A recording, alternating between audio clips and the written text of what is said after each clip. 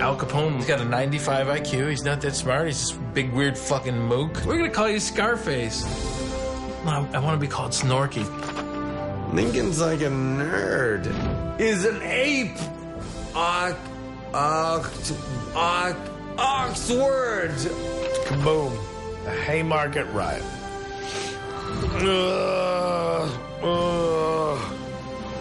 We going? Yep.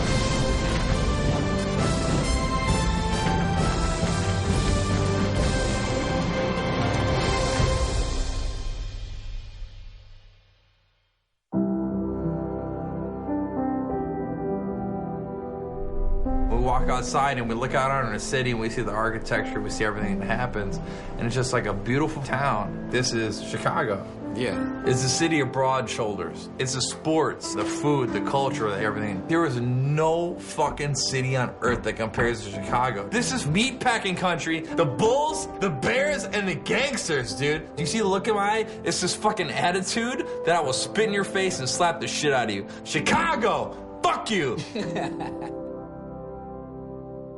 Oh, yeah. You do a little refill. When I moved to Chicago, I started like, I went to a place, the Green Mill, and you could sit in Al Capone's booth where you could see both entrances and the bartender. My friend ran a place to be like, oh, look behind the bar. Here's tunnels. There's tunnels where Al Capone used to go. And it's not so much that he just was ruthlessly killed people, but he was dumb. Hello, today we're going to talk about Alphonse Capone, a hot doggy lipped gangster.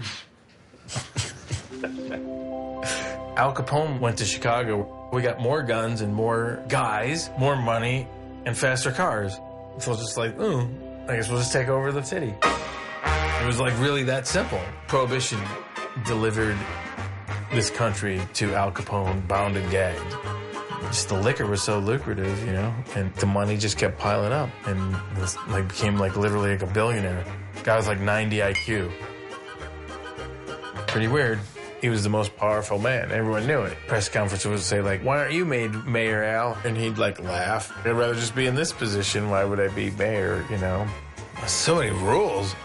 Ton of bullshit. It was like they were looking for a way to take him down, and he never claimed that he had any income. Herbert Hoover stepped in and just said, like, okay, we're finding him guilty, and here's the story.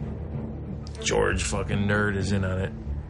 His brother was busted for tax evasion. We could get Al Capone on tax evasion. Elliot Ness was a treasury agent.